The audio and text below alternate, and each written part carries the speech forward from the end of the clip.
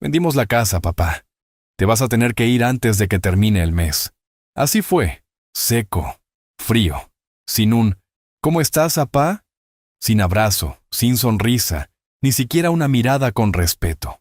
Solo entró con ese abogado flaco, vestido de azul marino, cargando una carpeta en la mano, y soltó la sentencia como si estuviera entregando un paquete cualquiera. Yo estaba sentado, con mi café negro y una tortilla calientita con chile morita en el plato. Los miré a los dos, di una mordida tranquila, mastiqué despacio, y no respondí nada. Me llamo Ezequiel Ortega. Tengo 81 años, nací y crecí en Coyoacán, aunque ahora vivo en la colonia Tlalpan, al sur de la Ciudad de México. Viví casi toda mi vida en esta misma casa, una casa sencilla pero cálida, que construí con mis propias manos junto a mi esposa, Rosa Elena, ladrillo por ladrillo. Cada rincón de esta casa guarda una historia. Aquí mis hijos dieron sus primeros pasos, dijeron sus primeras palabras. Aquí lloré cuando perdí a mi Rosa, y aquí también aprendí a guardar silencio cuando el mundo quería que gritara. Porque hay dolores que no se gritan, se tragan. El abogado parecía incómodo, como si supiera que estaba haciendo algo mal. Era un muchacho joven, no tendría más de 30 años. Usaba lentes de armazón delgada y hablaba con una voz educada, pero distante. Abrió la carpeta, sacó unos papeles y los puso sobre la mesa. Su hijo y su esposa ya firmaron el contrato de venta. La propiedad está legalmente transferida. Solo falta que usted desocupe el inmueble.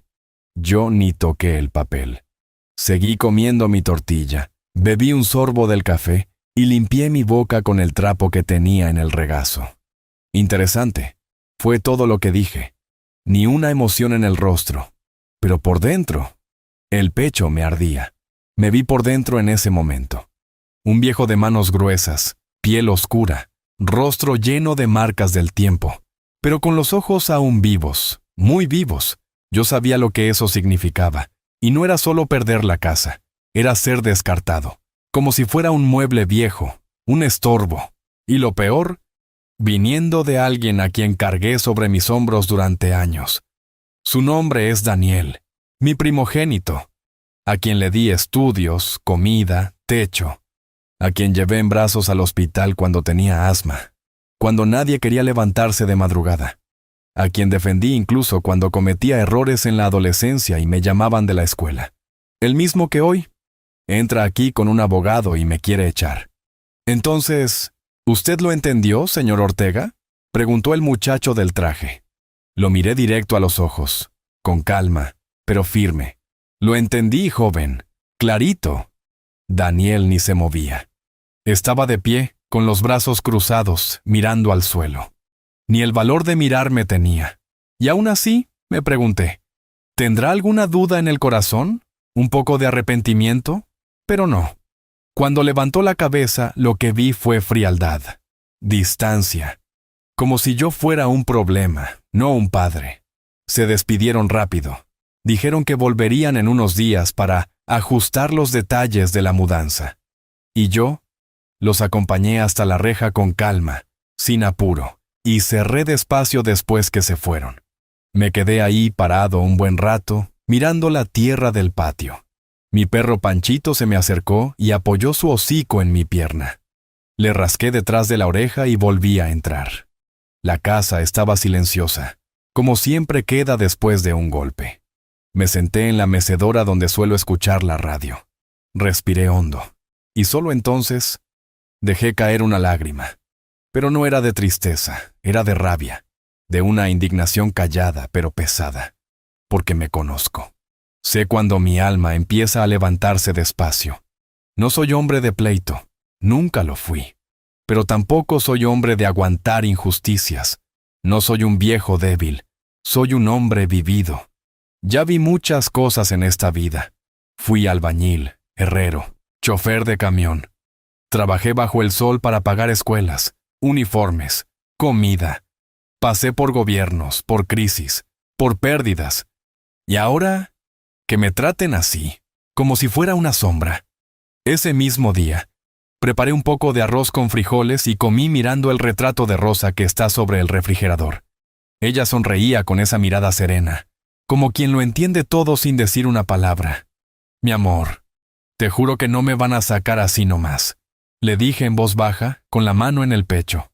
Porque si algo aprendí de ella, es que la dignidad no se negocia. Después del almuerzo, fui al cuarto y saqué de debajo del colchón una carpeta vieja. En ella todos los papeles de la casa, escritura, recibos, documentos del terreno, todo a mi nombre. No había ningún poder legal, nada que le diera a Daniel el derecho de vender sin mi consentimiento.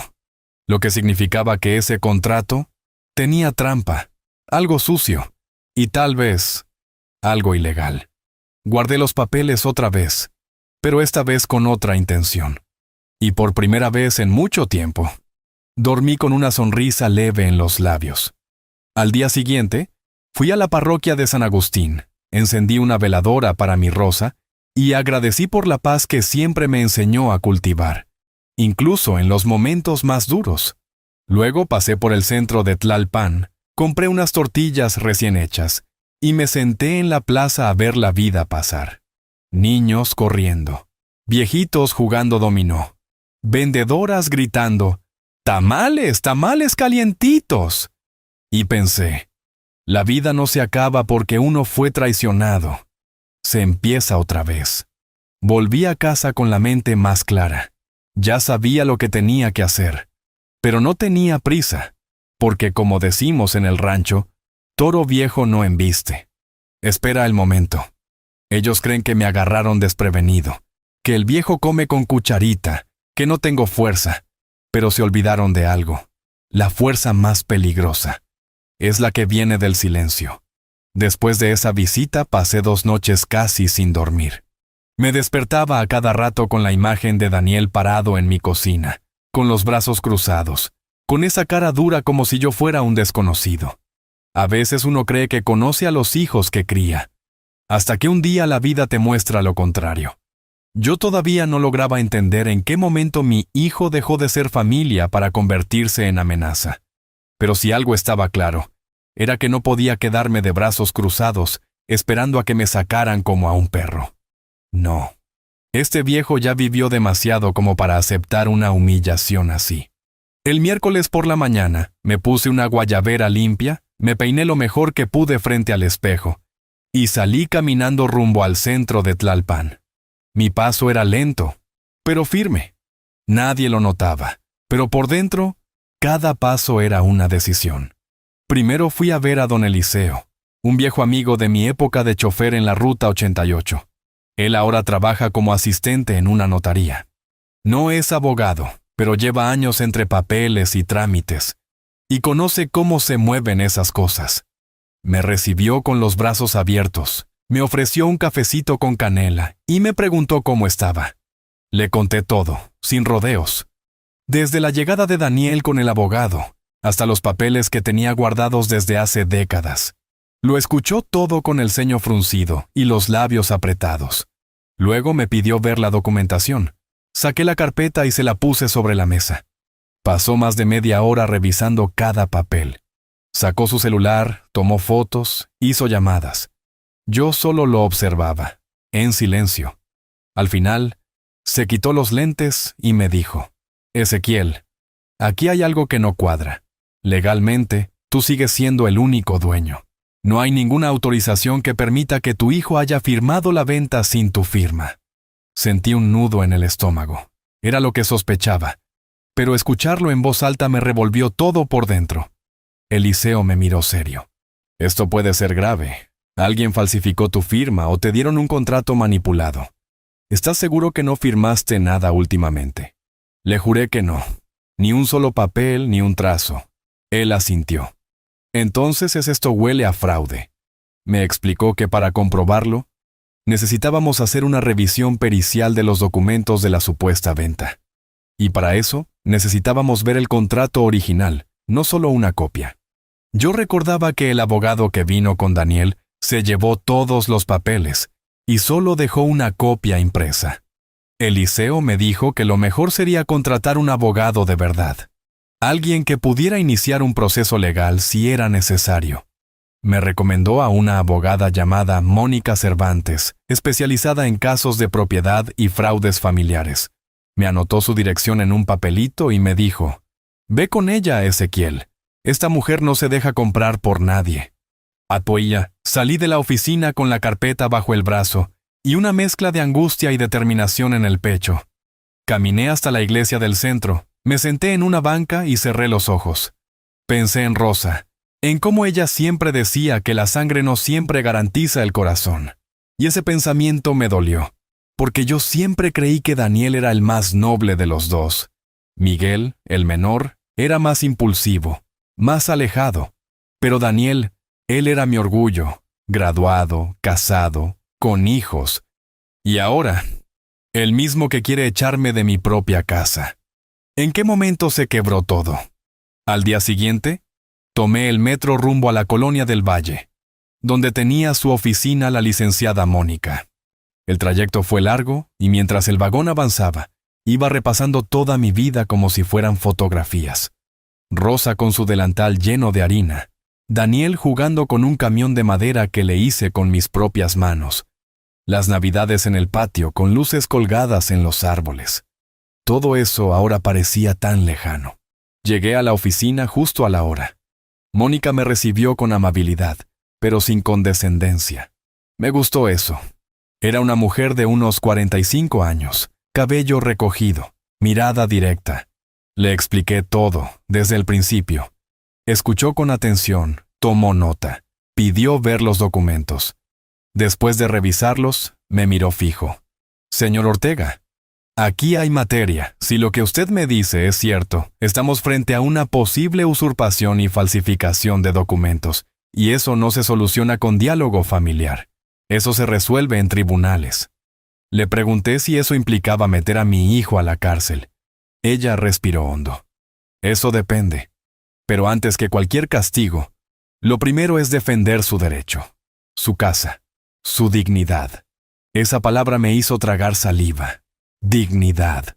Sentí que Rosa me apretaba la mano desde otro mundo. Mónica me propuso iniciar de inmediato una solicitud de revisión del contrato en el registro público de la propiedad y, paralelamente, una demanda de nulidad por firma apócrifa. Le di el sí, sin dudar. Me pidió que firmara algunos documentos, y mientras lo hacía, me sentí extraño, como si el viejo que había aprendido a mantenerse al margen finalmente estuviera cruzando una línea.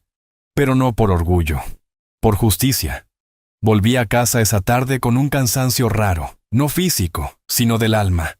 Panchito me recibió como siempre, moviendo la cola, fiel como pocos. Le serví agua, le puse comida y me senté en la mecedora. El sol ya bajaba por entre los árboles del patio, y el cielo tenía ese tono naranja que tanto le gustaba a Rosa.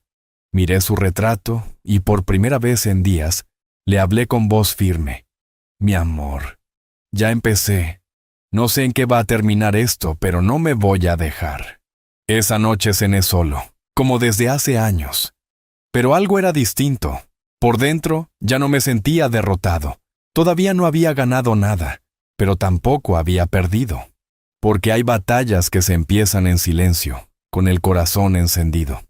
Y esta apenas estaba comenzando. El viernes por la mañana, mientras estaba podando unas plantas en el patio, escuché que tocaban la reja con insistencia.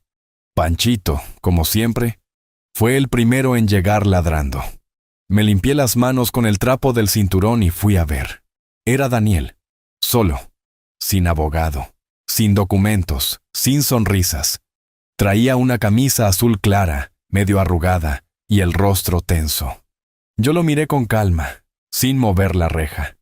«¿Qué se te ofrece?», pregunté sin rodeos. Él bajó la mirada un segundo, como si no supiera por dónde empezar. Luego la levantó con ese gesto que ya le conozco. Ese gesto que usaba desde niño cuando sabía que había hecho algo mal, pero no quería admitirlo. «¿Podemos hablar?», dijo. «No aquí en la calle». Dudé unos segundos. Parte de mí quería cerrarle la reja en la cara, pero otra parte necesitaba escucharlo. Abrí sin decir más. Entró sin mirar mucho alrededor, como si tuviera miedo de encontrarse con los recuerdos. Nos sentamos en la cocina. Le ofrecí café. No respondió. Sirví igual. Se quedó mirando la taza como si fuera un enemigo. «Papá, me dijeron que fuiste a ver una abogada», soltó de golpe. Yo tomé mi taza, soplé con calma y respondí: «Así es. Y también fui al registro público y al notario. Y a un viejo amigo que sabe más de leyes que tú y ese abogado que trajiste aquí. Lo vi tragar saliva».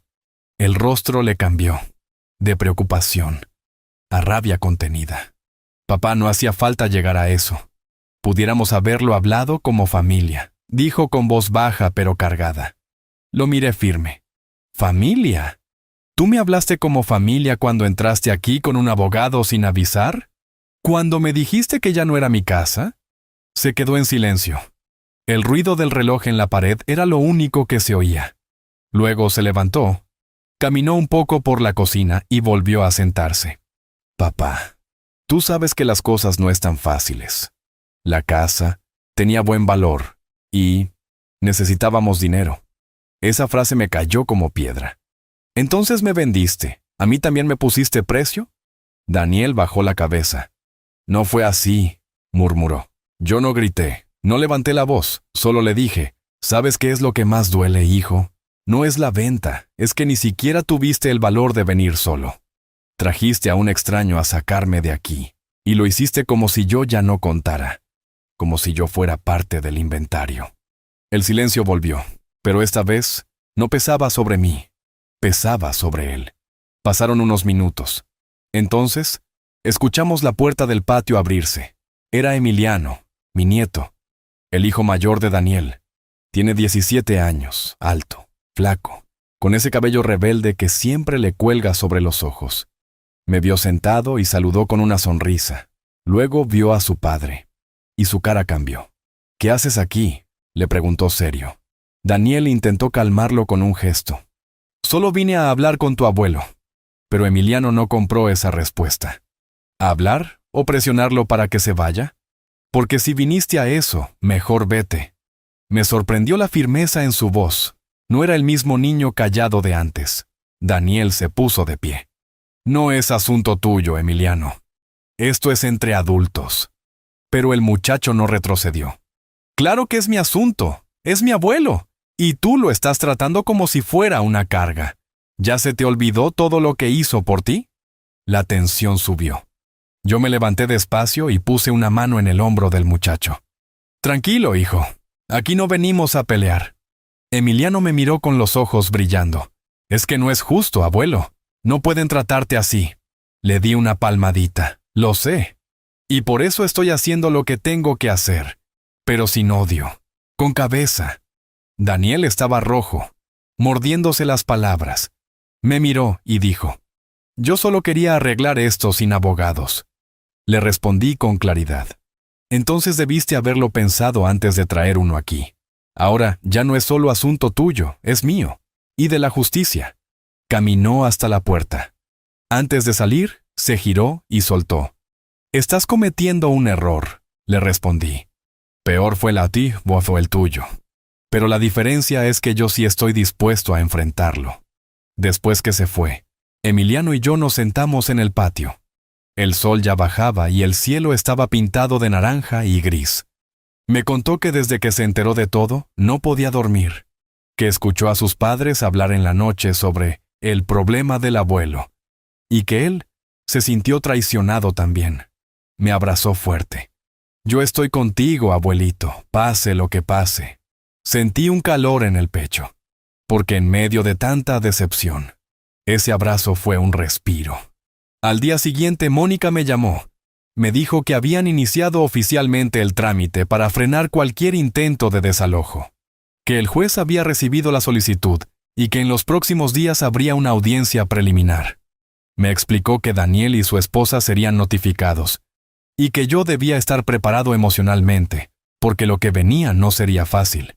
Le agradecí, no por la gestión legal, sino por la forma en que me hablaba, sin tratarme como un pobre viejo, sino como un hombre que merecía respeto. Esa tarde, volví a la iglesia. Me senté en la última fila y cerré los ojos. No recé con palabras. Solo respiré hondo y recordé el rostro de Rosa. Imaginé lo que me diría si estuviera aquí, y lo supe. Haz lo correcto, Ezequiel, pero no pierdas el alma en el intento. 3 días después de la visita de Daniel, tocaron la puerta de su casa en la colonia Portales. Era un actuario del juzgado. Venía con la notificación en mano, una demanda formal de nulidad por firma falsa y suspensión inmediata de cualquier operación sobre la propiedad. Me lo contó Emiliano esa misma tarde, con los ojos abiertos como platos. Abuelo, mi papá se puso pálido. Mamá se encerró en el cuarto y no quiso salir. Yo no dije nada. Solo me acomodé mejor en la mecedora y seguí pelando unas mandarinas. ¿Tú ya sabías que eso iba a pasar?, me preguntó. Le sonreí apenas. Hijo, cuando uno hace lo correcto, las cosas se mueven solitas. Esa noche, según me contó Emiliano, hubo gritos en su casa, gritos fuertes. Su madre, Verónica, le reclamaba a Daniel por haber hecho todo sin consultar bien, por haberlo complicado todo. Ella pensó que me iba a ir dócilmente, que yo no iba a mover ni un dedo. Lo dijo con esas mismas palabras. Y Daniel, por primera vez en mucho tiempo, se quedó sin respuesta. Según Emiliano, él solo dijo, ¿y qué querías que hiciera? Mi papá siempre se queda callado. Nunca pensé que se iba a defender. Ahí está el problema, pensé yo. Me criaron fuerte, pero me juzgaron manso. A la mañana siguiente, recibí una llamada inesperada. Era Verónica. «Señor Ezequiel», dijo con voz forzada, casi teatral. «¿Podemos hablar?». Le respondí que sí, pero en la plaza, no en mi casa. Nos encontramos en una de las bancas bajo los árboles grandes. Ella llegó vestida como siempre, con sus blusas de marca, tacones bajos, maquillaje impecable. Pero algo en su cara estaba distinto. Había tensión y miedo. «Señor Ezequiel, yo solo quiero que esto no termine mal. Piénselo. Usted está grande ya. ¿No le conviene vivir en un lugar más cómodo, más pequeño, más manejable?» Respiré hondo. «¿Me estás sugiriendo que me rinda?», se sorprendió. «No, no. Solo digo que a veces es mejor evitar el escándalo». La miré a los ojos. ¿Escándalo para quién?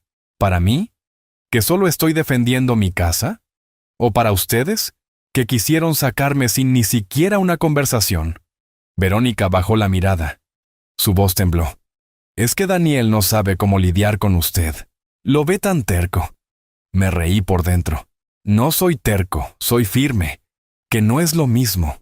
Ella trató de suavizar la situación, de convencerme con palabras dulces, de hablar de familia y tranquilidad. Pero ya no me compraba esos discursos. Al final, me pidió que pensara en una solución amistosa. Le respondí lo que Rosa siempre decía. Las amistades se cuidan, las traiciones se enfrentan.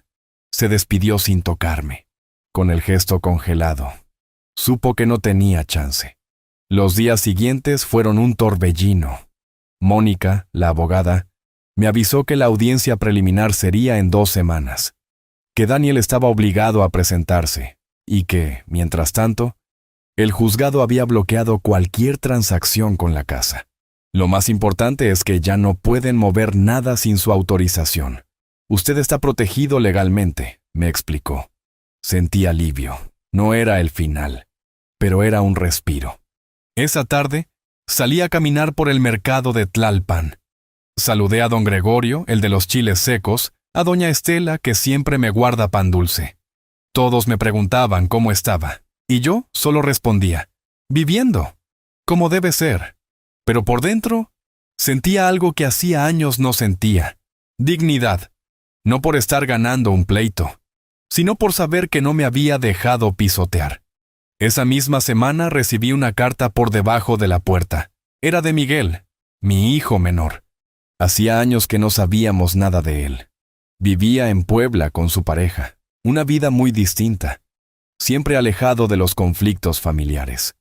Pero la carta decía, «Papá, me enteré por Emiliano de lo que está pasando. No sabía que Daniel había llegado tan lejos. Solo quiero que sepas que estoy contigo. y que si necesitas algo, dime. Me costó no llorar, porque aunque Miguel siempre fue distante, en el fondo me respetaba. Y esa carta valía más que 1000 disculpas de Daniel. Los días se fueron volviendo más tensos. Un coche con vidrios polarizados empezó a estacionarse frente a mi casa cada tarde. No bajaban, solo observaban. Tal vez eran del abogado. Tal vez Daniel quería intimidar. Pero yo no les di importancia. Les dejaba un saludo con la mano desde el patio. Que supieran que este viejo no se esconde. Una tarde, Emiliano vino corriendo. «Abuelo, mis papás están peleando más fuerte que nunca. Mi mamá quiere irse a casa de sus padres. Dice que no se va a quedar a enfrentar un escándalo público». Yo lo abracé. «Lo siento, hijo. No es tu culpa». «Ya lo sé», respondió. «Pero es injusto que tú tengas que pasar por esto». Le acaricié el cabello. A veces, para que las cosas cambien, alguien tiene que aguantar el primer golpe. Él me miró con una mezcla de orgullo y tristeza. «Yo quiero ser como tú, abuelito». Le respondí con una sonrisa. «No, Emiliano. Tú vas a ser mejor». La audiencia se acercaba, y aunque el cuerpo me dolía más de lo normal, el alma estaba más firme que nunca. Rosa me acompañaba en cada pensamiento, y en el silencio de la casa, entre tortillas calientitas y el olor del café, entendí algo que cambió todo. No se trata solo de esta casa, se trata de mi historia, de lo que soy, de lo que dejo atrás. La mañana de la audiencia amaneció fría, con el cielo cubierto por nubes espesas sobre la Ciudad de México. Me levanté temprano, como siempre, preparé mi cafecito y me senté unos minutos en la mecedora antes de salir. Panchito me miraba sin entender mucho, pero con esa lealtad silenciosa que solo tienen los perros viejos. Me puse la misma guayabera blanca que usé en el bautizo de Emiliano, y un saco gris que Rosa me había regalado en un aniversario. Quería ir como quien defiende algo sagrado, no como un hombre vencido. Mónica pasó por mí a las 8:30 en punto. Su carro olía a lavanda y a papeles nuevos. Ella iba seria, concentrada, como siempre. «¿Estás listo, don Ezequiel?», me preguntó mientras manejaba. «Listo desde el día en que me quisieron sacar de mi casa sin decirme la verdad». Asintió. No dijo más.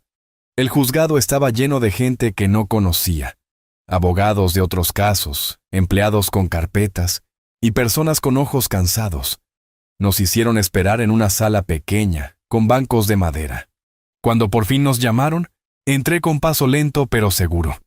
Al fondo, ya estaban Daniel y Verónica, sentados al lado de su abogado, el mismo que había venido a mi casa semanas atrás. Me miraron. Daniel bajó la vista. Verónica mantuvo la cabeza erguida, pero no me sostuvo la mirada. El juez era un hombre mayor, de unos 60 años, con cara seria y sin mucha paciencia. Comenzó leyendo los antecedentes del caso. Mencionó mi nombre completo, el de Daniel, y el número de expediente. Luego pidió a la parte demandante que hablara. Mónica se levantó, elegante, clara. Explicó que yo era el único propietario legal del inmueble desde hacía más de 40 años, que no existía poder notarial ni documento alguno que permitiera a mi hijo vender la propiedad, y que por lo tanto, la firma del contrato era falsificada.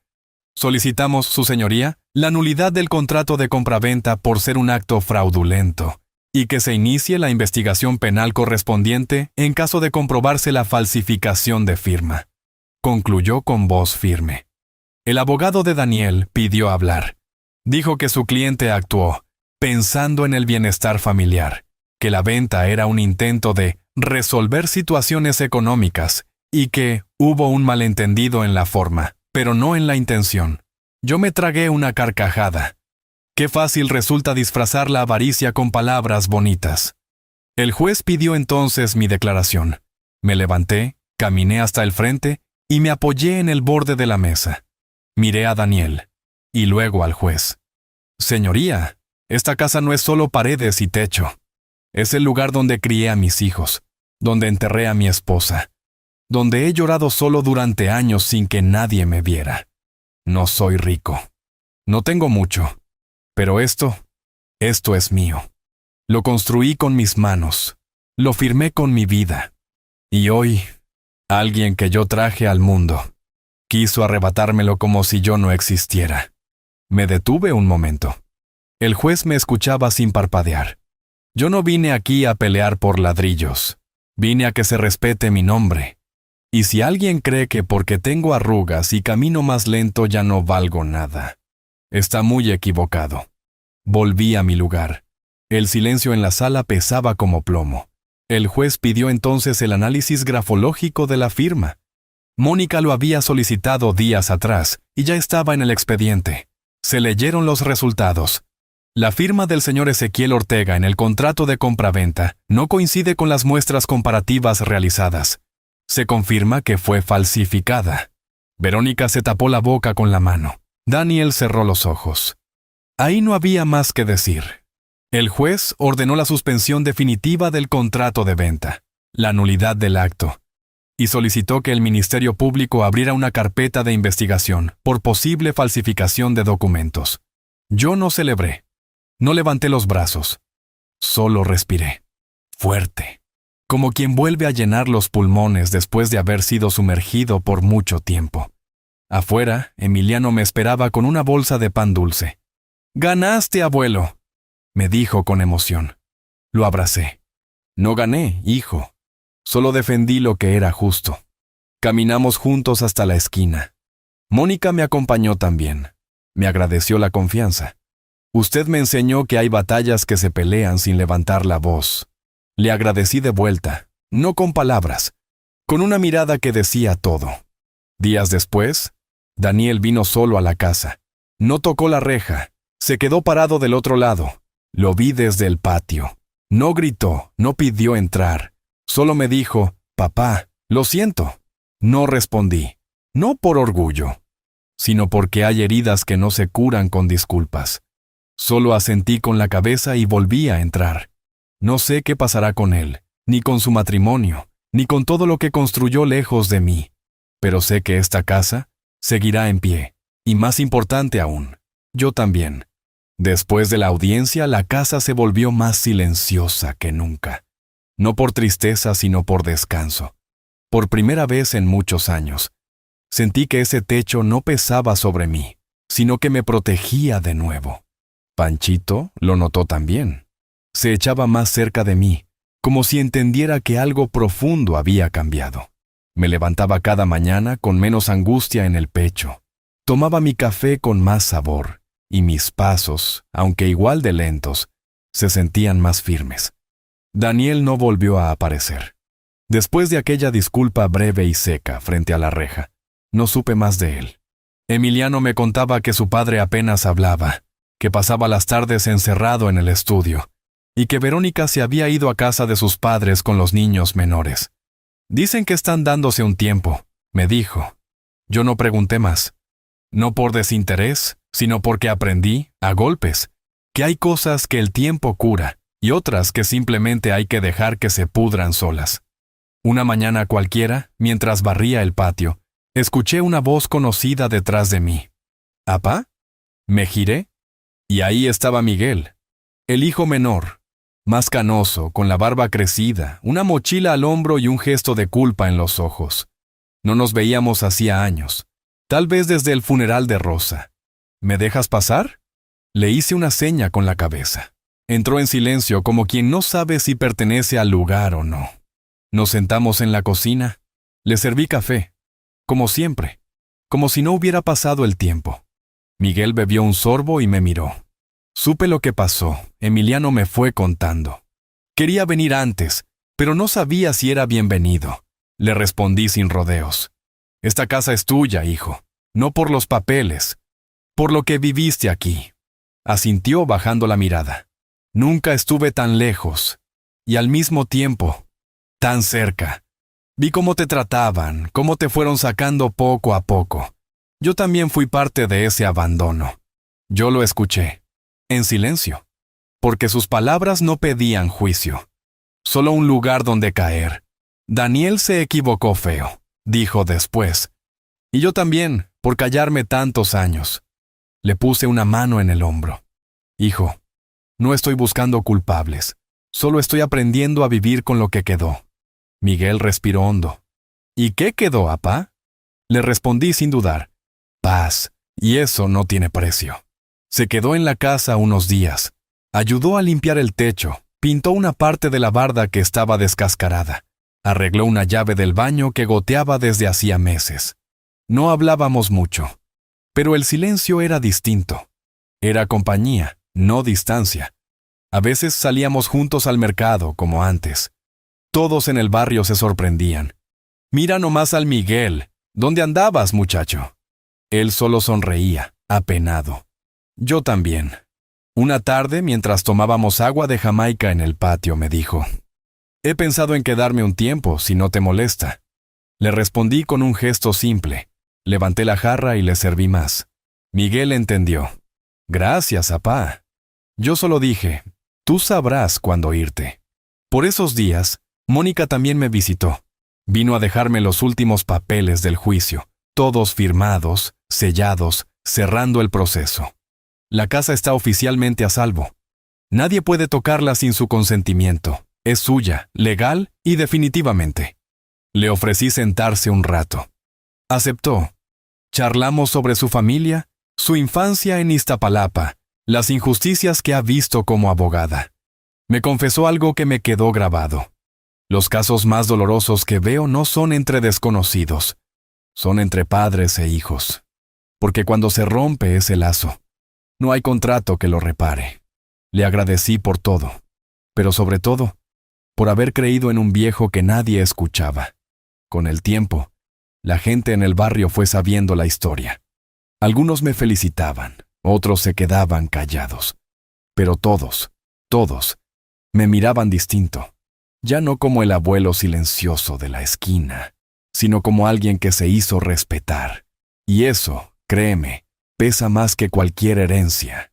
Un domingo, Emiliano vino solo, sin avisar. Traía una libreta en la mano. «¿Qué traes ahí, hijo?», le pregunté. Se sentó frente a mí, nervioso. «Quiero que me cuentes tu historia, abuelito. Todo. Desde que eras niño. Desde cómo conociste a la abuela. Desde cómo construiste esta casa. Quiero escribirlo». Me conmovió. Mucho. ¿Para qué, mijo? Porque no quiero que nadie más la cuente por ti. Porque quiero recordarla bien. Y porque quiero que mis hijos, cuando los tenga, sepan quién fuiste. Acepté, con lágrimas que me quemaban por dentro. Porque al final quizás eso era lo más valioso que podía dejar. Mi voz, mi historia, mi verdad, escrita por alguien que sí quiso escuchar. Emiliano llegó temprano ese sábado, con una libreta de espiral, un termo con café y 2 conchas del pan que le gusta. «Hoy quiero empezar desde el principio, mi abuelito», me dijo. «¿Desde cuándo?», pregunté. «Desde antes que fueras papá, desde que eras solo Ezequiel». Nos sentamos en el patio, bajo la sombra del limonero que yo mismo planté cuando Daniel era bebé. El sol caía oblicuo, tibio, y el aire traía olor a tierra húmeda. Yo lo miré un momento, tan joven, con los ojos llenos de curiosidad, y le dije: «Está bien, pero escucha con el corazón, no solo con los oídos, porque hay cosas que no se pueden escribir, solo se sienten». Tomó nota desde la primera palabra. Le conté que nací en 1944, en Coyoacán, cuando las calles aún eran de terracería y los burros pasaban cargando leña. Que mi padre fue carpintero y mi madre, costurera. Éramos 7 hermanos, y aunque comíamos frijoles todos los días, nunca nos faltó un techo ni una mano que nos acariciara la frente al dormir. Le hablé de mi primer trabajo, limpiando botas afuera del mercado de San Juan, donde aprendí a mirar a los hombres a los ojos. Ahí, mijo, entendí que el respeto no se exige, se gana. Emiliano escribía en silencio, con atención. A veces me pedía que repitiera una frase. Otras veces solo asentía, conmovido. Le conté cómo conocí a Rosa. Fue en una kermés de la iglesia en San Agustín. Ella vendía tamales con su tía. Yo llevaba puestos unos zapatos que me apretaban, pero igual me animé a invitarla a bailar. Bailamos 2 canciones y luego me dijo que ya no, que tenía que cuidar la olla de los verdes. Sonreímos los dos, ¿Y cómo supiste que era ella?, me preguntó. Porque cuando se fue, sentí que me arrancaban el aire. Y no quería que eso me pasara con nadie más. Pasaron las horas y le conté cómo empezamos a construir esta casa. Al principio eran solo 2 cuartos y un baño, sin acabados, sin lujos. Rosa y yo dormíamos en un colchón en el suelo, y la cocina era un anafre afuera. Pero era nuestro. Cada ladrillo lo puse con mis manos, cada clavo, cada pedazo de alambre. Esta casa no la compré, Emiliano, la sembré, como se siembra un árbol, y él lo anotó exactamente así. Luego vinieron los hijos. Daniel nació primero, fuerte, llorón, con un mechón que nunca se le acomodaba. Rosa decía que iba a ser terco como yo. Y lo fue. Miguel nació 3 años después, más tranquilo, más callado. Yo trabajaba de chófer para una empresa de transportes. Rosa cuidaba la casa y cosía ropa para vecinas. No era fácil, pero éramos felices. Nunca faltó tortilla en la mesa, ni cariño en las noches, le dije. A medida que hablaba, notaba que Emiliano no solo escribía con lápiz, escribía con el alma. Me miraba con esos ojos que no juzgan, que solo quieren entender. Le conté cómo perdí a Rosa. Cáncer en el páncreas. Rápido, cruel, silencioso. Me quedé solo con la casa y con el eco de su risa. Después de su partida los días se hicieron más largos y los hijos más distantes. No me detuve mucho en eso. No era el momento. Emiliano lo entendió. Cuando paramos para almorzar, él me preguntó algo que no esperaba. ¿Alguna vez pensaste en irte de aquí, abuelito? ¿Dejar la casa? Pensé un momento. Sí, una vez. Justo después del funeral de Rosa. Me senté en esa banca del patio y pensé, ¿para qué seguir aquí si ya no está? Pero luego escuché a Panchito llorar y recordé que alguien tenía que seguir regando el jardín. Que el amor no se va del todo. Se esconde en las paredes, en los rincones, en las costumbres. Después de comer, seguimos. Le hablé de cómo era la vida antes del internet, antes de los teléfonos en los bolsillos. Le conté cómo íbamos a Chapultepec los domingos con los niños, cómo comprábamos nieves de limón en la esquina del parque. Le hablé del respeto que antes se tenía por los mayores, de cómo una palabra bastaba. Ahora, muchos creen que la edad estorba, que los viejos somos carga, pero no saben que sin nosotros, ellos no estarían donde están. Emiliano se detuvo ahí, cerró la libreta un momento. Abuelito, yo también he sido injusto contigo. Lo miré. ¿Por qué dices eso, hijo? Porque te veía como alguien del pasado, como si solo estuvieras ahí, quieto, esperando. Pero ahora entiendo que tú eres la raíz de todo, de mi papá, de mi vida, de esta historia. Me emocionó, pero no le dije nada. Solo le apreté el hombro, fuerte, como se transmite la gratitud entre hombres que se entienden sin hablar. Al caer la tarde, me pidió permiso para sacar fotos de la casa, de las grietas en las paredes, del portón viejo, del árbol que planté con Rosa. Quiero que todo quede documentado, no solo lo que dices, también lo que se ve. Le dije que sí, porque entendí que lo que estaba haciendo no era solo para él, era para las generaciones que vendrían, para que un día, cuando ya no esté, alguien diga, aquí vivió don Ezequiel, un hombre que no se dejó doblar. Esa noche, Emiliano se quedó a dormir en el cuarto que antes era de Miguel. Antes de apagar la luz, me dijo desde la puerta, «Gracias, abuelo, por confiarme tu historia». Yo le respondí desde la mecedora, «Cuídala, mijo, no como un secreto, sino como un tesoro». Pasaron algunas semanas desde que Emiliano empezó a escribir mi historia. Cada fin de semana venía con su libreta, su grabadora, y esa cara de quien no viene a visitar, viene a escuchar. Me preguntaba detalles, me pedía fechas, y a veces, mientras yo hablaba, lo veía limpiarse los ojos sin que se diera cuenta. Pero lo más curioso empezó a pasar fuera de esta casa. Una tarde, Emiliano me contó que había leído un fragmento de la historia en su escuela. Era una clase de literatura, y la profesora les pidió textos autobiográficos. Él, sin decir que era suyo, Leyó la parte donde le contaba cómo conocía a Rosa en la kermés. Según me dijo, cuando terminó de leer, toda la clase se quedó en silencio. Nadie dijo nada por varios segundos. Luego, una compañera levantó la mano y preguntó, ¿ese señor todavía vive? Emiliano respondió que sí, que era su abuelo. Y ahí comenzó todo. A los pocos días, una profesora lo llamó aparte. Le preguntó si podía compartir el texto con un amigo suyo que trabajaba en una estación de radio comunitaria de la Ciudad de México. No para hacerlo famoso, le dijo, sino porque hay muchas personas mayores que necesitan escuchar algo así. Una historia con alma. Emiliano me lo contó con entusiasmo. Yo, como siempre, me quedé callado un rato antes de responder. ¿Y tú qué piensas, mijo? Yo pienso que tu historia puede ayudar a otros. Abuelitos como tú, que a veces ya no tienen a nadie que los escuche. Pensé en eso toda la noche. Caminé por el patio. Me senté en la banca de cemento donde Rosa solía poner sus macetas. Y miré las paredes de esta casa como si las viera por primera vez. Cada grieta tenía su memoria. Cada azulejo viejo. Su conversación.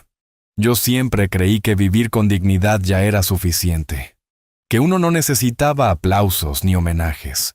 Pero quizás contar lo vivido también era parte de la dignidad. Porque el silencio muchas veces se convierte en olvido.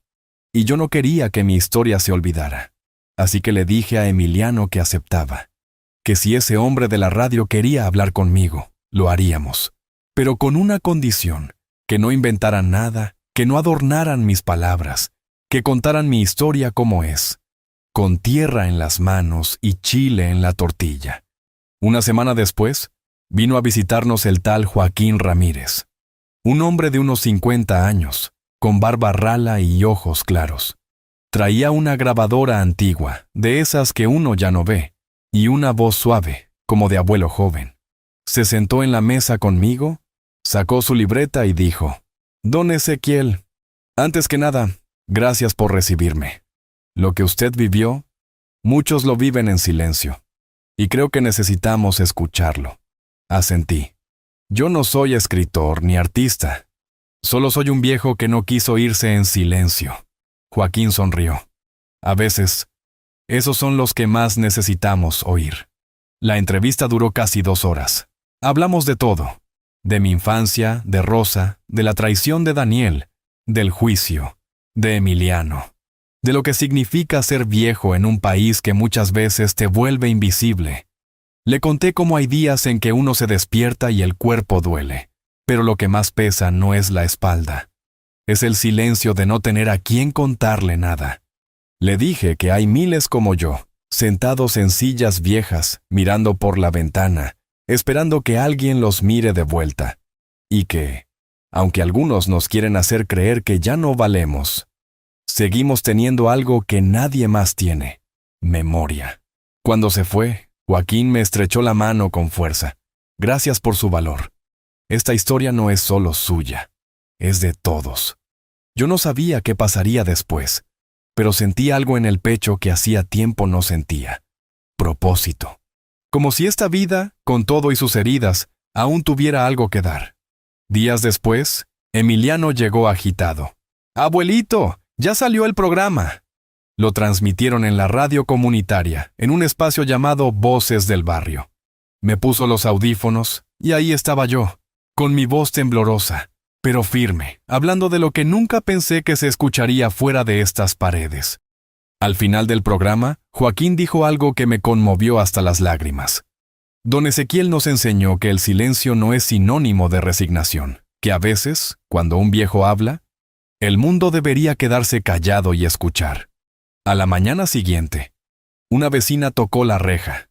Doña Lupita, una señora que vive a 3 casas, viuda desde hace 20 años. Me miró con lágrimas en los ojos y me dijo, «Escuché su historia en la radio, y sentí que hablaba por mi marido. Él murió esperando que sus hijos lo visitaran. Gracias por decir lo que muchos no pudimos». La abracé, largo, con respeto. Desde ese día me empezaron a llegar cartas. Sí, cartas. Algunas dejadas por debajo de la reja, otras entregadas por Emiliano. Gente de Oaxaca, de Puebla, de Toluca, gente mayor, hijos arrepentidos, nietos confundidos, todos con algo en común. Querían agradecerme por no haberme quedado callado. Yo no busqué fama, no buscaba venganza, solo quería respeto. Y, sin querer, terminé encontrando algo más poderoso. Eco. Mi voz ya no era solo mía. Una mañana, mientras preparaba un atole de avena, tocaron la puerta con suavidad. No era Emiliano, ni algún vecino, era Mónica, la abogada. Venía acompañada de una mujer elegante, de unos 60 años, con una carpeta bajo el brazo. Se presentó como Teresa Alarcón, coordinadora del programa Voces de la Experiencia, una iniciativa que buscaba visibilizar las historias de vida de adultos mayores en todo México.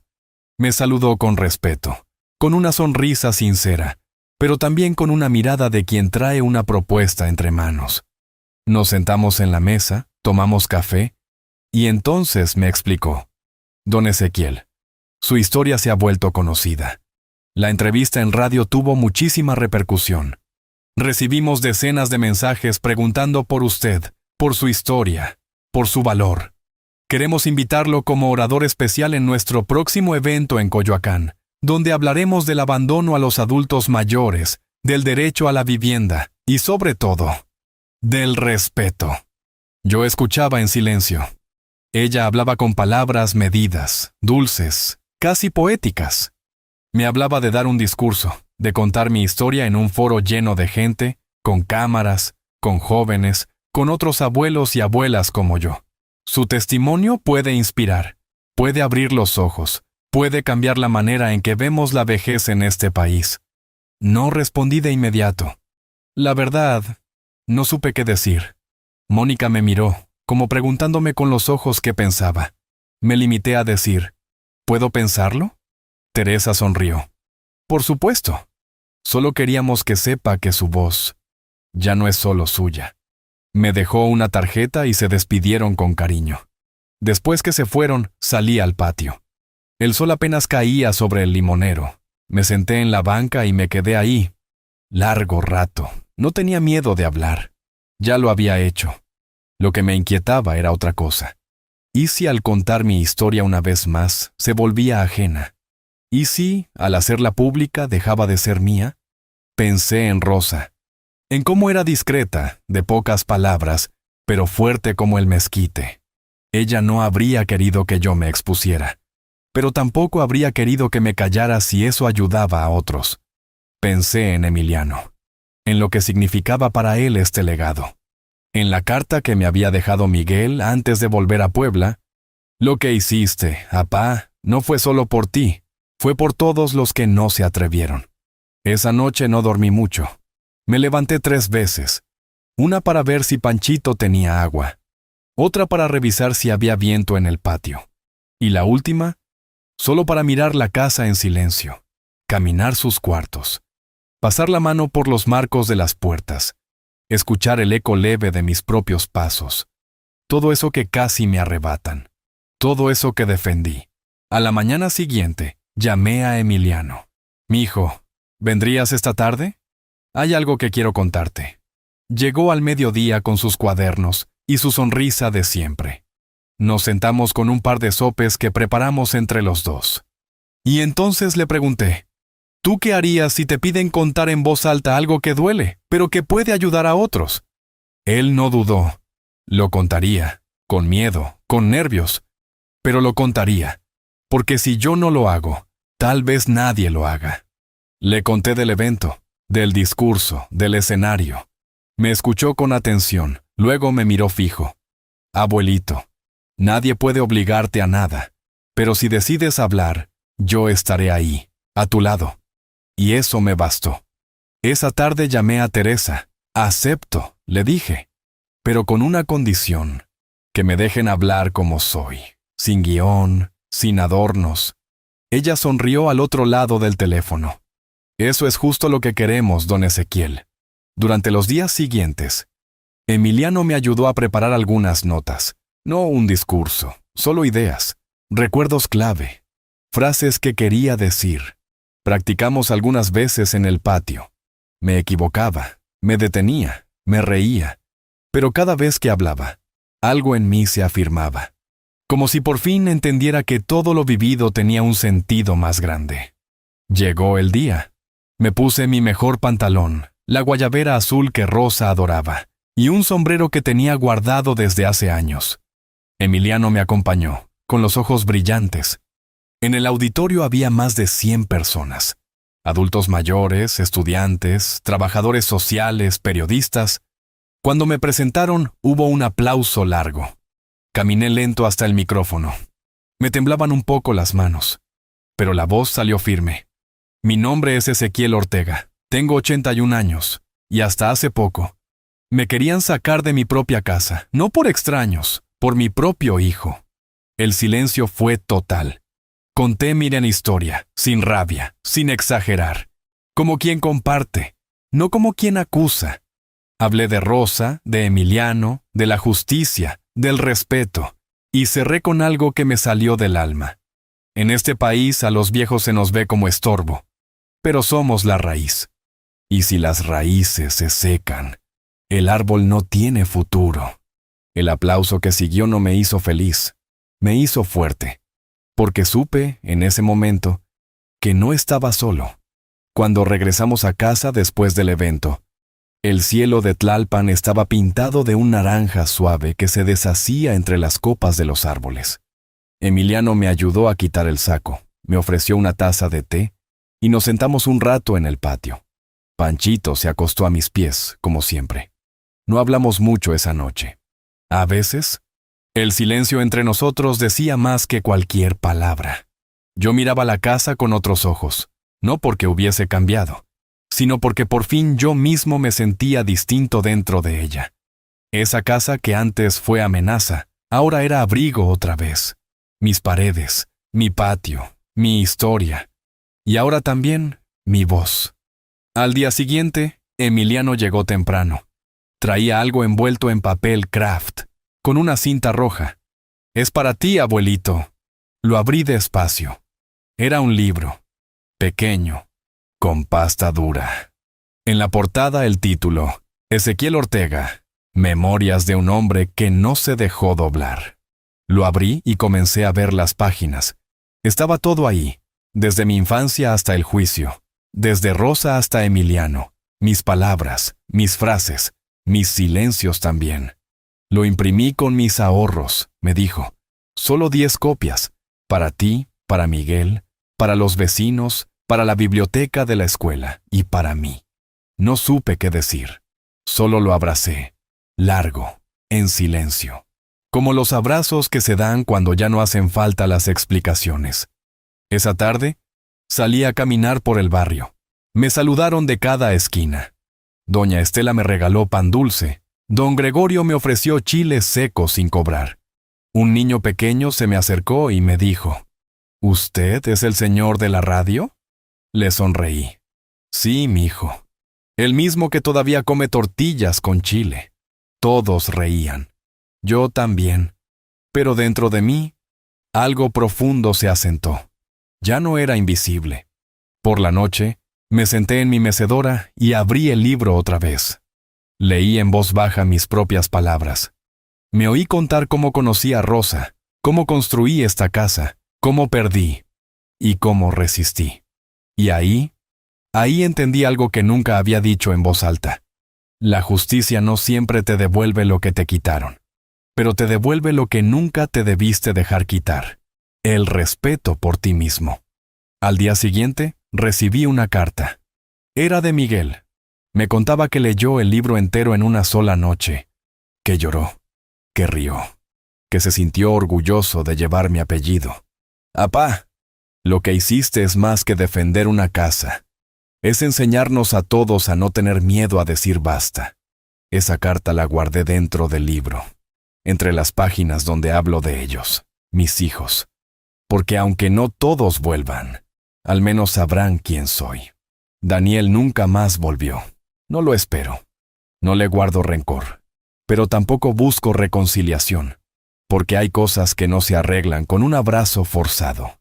Se arreglan con verdad. Y si algún día él quiere saberla, ya sabe dónde encontrarla. En estas páginas, en esta casa, en la memoria de un viejo que no se arrodilló. Días después, Emiliano me pidió leer un fragmento del libro en el festival cultural de su escuela. Lo hizo frente a todos. Dijo: «Mi abuelo me enseñó que la dignidad no tiene edad y que la memoria es la forma más valiente de resistir». Lo aplaudieron de pie. Yo no estuve ahí, pero me contó todo, y con eso me bastó. Hoy, mientras escribo estas últimas palabras, porque sí, yo también quise dejar un final mío, escrito de mi puño. Quiero decir algo a quien me escuche, me lea o me recuerde. No hay peor abandono que el que uno se hace a sí mismo. No hay peor mentira que creer que ya no valemos. Y no hay mayor victoria que decir con firmeza: «Aquí estoy. Esta es mi vida, y no se la regalo a nadie». Me llamo Ezequiel Ortega. Y si esta historia llegó hasta ti, no es porque busqué venganza, es porque elegí vivir con dignidad hasta el último día. Y ahora dime tú, ¿a cuántos Ezequiel conoces en tu barrio, en tu familia, en tu historia? ¿Y qué estás haciendo para no convertirte en quien los ignora?